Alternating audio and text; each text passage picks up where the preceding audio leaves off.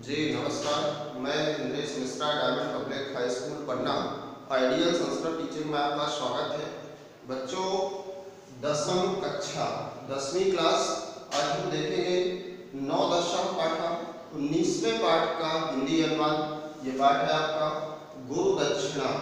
गुरु दक्षिणा ये एक प्राचीन प्रासंगिक शब्द है।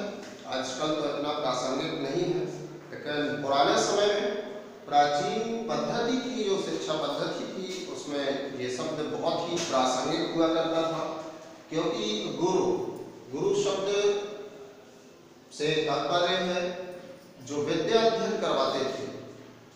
आश्रमों में जो विद्या अध्ययन करवाते थे, उस विद्या अध्ययन के पश्चात शिष्य उस विद्या के मूल्य के रूप में, मूल्य तो नहीं कह सकते, लेकिन एक छोटा सा उपहार उस विद्या के बदले में दक्षिणा प्रदान की जाती थी शिष्य के माध्यम से। उस दक्षिणा को प्रदान करने के पश्चात ही कहते थे जो गुरु विद्या पढ़ाते थे उसका अध्ययन सार्थक होता था। यही आपके 19वें पाठ में श्लोकों के माध्यम से एक शिष्य और गुरु की कहानी का वर्णन है। इस श्लोकों के माध्यम से आप किताब निकालेंगे और इस चैप्टर को देखेंगे। 9 पाठ गुरु दक्षिणा।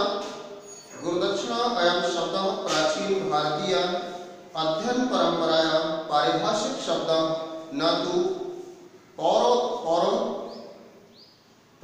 शब्द। गुरुदक्षिणा ये शब्द प्राचीन भारतीय अध्यापन परंपरा का पारिभाषिक शब्द है, न कि पुरोहिताई का। पौरोहित्य पर का अर्थात पुरोहिताई। तो गुरुदक्षिणा जो शब्द है ये प्राचीन भारतीय अध्यापन परंपरा का पारिभाषिक शब्द है, न कि पुरोहिताई का। विद्या समाप्ते अनंतरम शिष्याः गुरुवे दक्षिणां समर्पयन्ति। विद्या समाप्ति के पश्चात शिष्य गुरु के लिए गुरुदक्षिणा समर्पित करते थे। गुरुदक्षिणां समर्प्य शिष्य प्राप्त विद्या सार्थक्यम अनुभवन्ति। जैसा कि पहले भी बताया आपको कि गुरुदक्षिणा देने के पश्चात ही शिष्य को प्राप्ति की गई विद्या सार्थक अनुभव होती थी। गुरुदक्षिणायां विद्या पूर्णतां द्योतयति इति। गुरुदक्षिणा यह शब्द विद्या की पूर्णता का द्योतक है। अत्र महाकवि कालिदासस्य रघुवंश महाकाव्यात् गुरुदक्षिणा संबंधिता केचन श्लोकान् प्रदत्ता। यहाँ महाकवि कालिदास ने रघुवंश महाकाव्य से गुरुदक्षिणा से संबंधित कुछ श्लोक प्रदान किए हैं। इस चैप्टर में, इस पाठ में महाकवि कालिदास द्वारा रचित जो रघुवंश महाकाव्य है उस महाकाव्य से कुछ श्लोक निकाले गए हैं। प्रदत्तेषु श्लोकेषु गुरुदक्षिणार्थिनः कौत्सस्य तथा दातुः महाराज रघु उदात्त भावस्य निरूपणं विद्यते। प्रदत्त श्लोकों में गुरुदक्षिणा के लिए कौत्स और दानी महाराज रघु के श्रेष्ठ चरित्रों का, भावों का निरूपण है। याचका आवश्यकता अधिकम एकम अपि परम स्वीकर्तुं सिद्धा नास्ति। यहाँ याचक है वो आवश्यकता से अधिक एक भी पैसे स्वीकार नहीं करता है। परम दाता यत् धनम कुबेरात् प्राप्तुं तत्सर्वमपि दातुं उत्सुका। परंतु जो दाता है वो कुबेर से प्राप्त धन संपूर्ण देना चाहता है। अपरिग्रह से उदात्तो भावः अत्र महाकविना प्रस्तुतः। अपरिग्रह की इस भावना को यहाँ महाकवि ने प्रस्तुत किया है। तस्य सौंदर्यं पाठे अस्मिन् प्रस्तुतम्। और उसी को इस पाठ में, उस भावना को इस पाठ में श्लोकों के माध्यम से प्रस्तुत किया गया है। श्लोक देखेंगे। तम अध्वरे विश्वजिति क्षितीशम निशेष विश्राणित पूष्यजातम उपाद्य विद्यो गुरुदक्षिणार्थे कौत्सः प्रपेदे वर्तन्तु शिष्याः। अर्थात विश्वजित यज्ञ की दक्षिणा में दान दिए जाने के कारण जिसका खजाना रिक्त हो गया हो, ऐसे राजा रघु के पास गुरुदक्षिणा की कामना से वर्तन्तु के शिष्य कौत्स आए। आश्रम में वर्तन्तु एक ऋषि थे, शिष्य कौत्स थे उनके। उन्होंने विद्याध्ययन की। विद्याध्ययन के पश्चात गुरुदक्षिणा की जब स्थिति आई तो वरतंतु ने अपने शिष्य कौत्स से गुरुदक्षिणा मांगी। गुरुदक्षिणा के लिए स्वर्ण मुद्राएं लेने के लिए राजा रघु के पास कौत्स आते हैं। राजा रघु उस समय विश्वजित यज्ञ करते हैं। उस यज्ञ में उनका खजाना रिक्त हो जाता है, उनके पास पैसे बचते नहीं है कि वो दान दें। सह मृणमय वीत हिरण्यमय पात्रे निधार अर्धम अनर्घशीला श्रुत प्रकाशम यस्सह प्रकाशा प्रयोज्यगाम अतिथि अथेया, अर्थात वह निश्चल और असाधारण स्वभाव वाला राजा रघु निश्चल और असाधारण स्वभाव वाले थे, अतिथि सेवी थे। स्वर्ण पात्रों के अभाव में मिट्टी के पात्र में वो अर्घ लेकर के अर्थात उनकी पूजा सामग्री उनका स्वागत करने के लिए उनके सामने उपस्थित हुए। तो अर्घ तो अधिगमेन में मनः न तृप्तम किंतु नियोग क्रिया में उत्सुकतम शासितो आज्ञा अपि आत्मना वमाम संभावितुम मरात् प्राप्तोऽसि। राजा रघु ने कहा कि पूज्य, आपके आगमन मात्र से मेरा मन संतुष्ट नहीं हुआ। हे पूज्य, आपके आगमन मात्र से मेरा मन संतुष्ट नहीं हुआ है।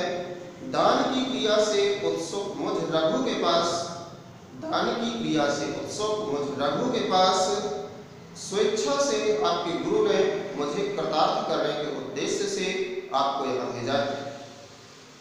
हे शिष्य, आपको यहाँ मेरे गुरु, आपके जो गुरु हैं उनकी असीम कृपा मुझ पर इस बहाने हुई है कि आपको गुरुदक्षिणा के लिए मुझे आपको मेरे पास भेजा है।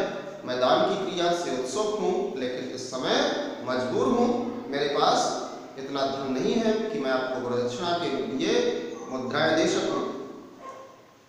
अर्घ्य पात्रम अनुतव्यय रघु इति उदारम अपि गाम निशम्य वर्तन्तु शिष्यः स्वार्थोपत्तिं प्रति दुर्बलाशा सन तम इति अवोचत्। अर्थात अर्घ्य पात्र से व्यय को व्यक्त करने वाले राजा रघु की उदार वाणी को सुनकर के अपने कार्य सिद्धि के प्रति निराश होते हुए कौत्स ने राजा रघु से कहा।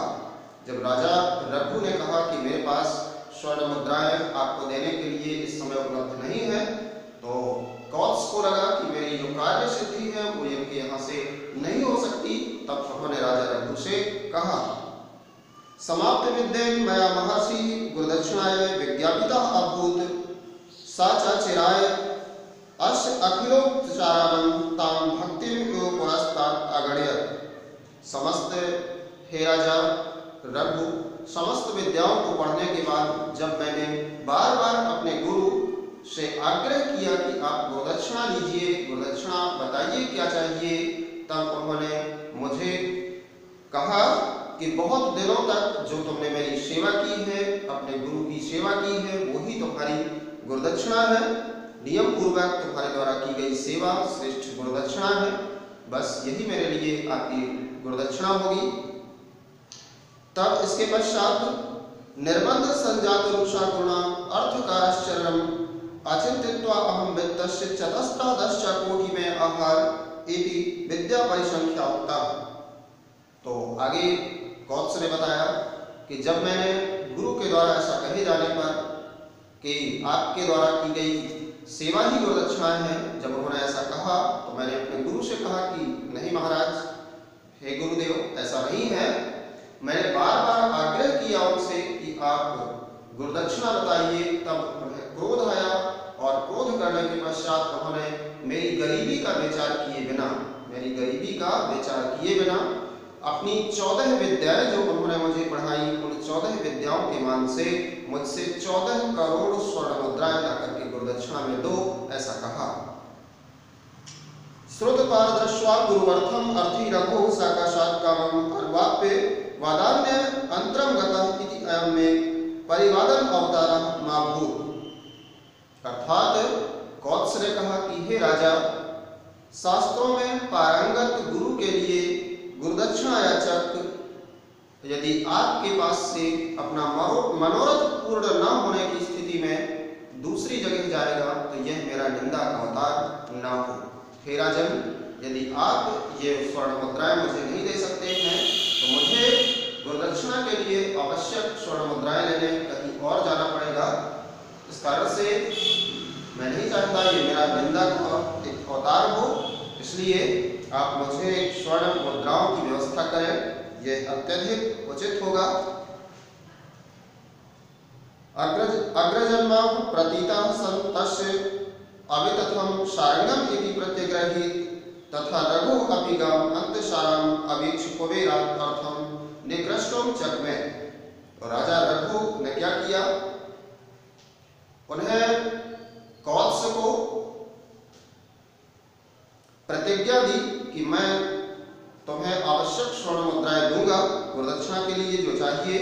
इस बात पर कौत्स प्रसन्न होते हुए उनकी सत्य प्रतिज्ञा को स्वीकार करते हैं और राजा रघु इस पृथ्वी को धन से सारहीन समझ करके कुबेर के ऊपर स्वर्ण मुद्राएं लेने की इच्छा से अपने वज्र को लेकर के चढ़ाई करते हैं। भूपति अभ्यस्यम आनात् कुबेरात् लब्धम वज्रभिन्नम सुमेरो पादम एव स्थितम तम भासुर हेमराशिं समस्तमेव कौत्साय निदेश।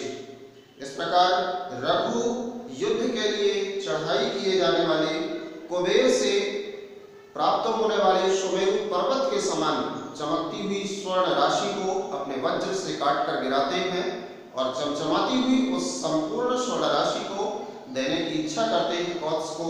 लेकिन कौत्स जितनी आवश्यकता है 14 करोड़ स्वर्ण मुद्राएं उतना ही लेते हैं।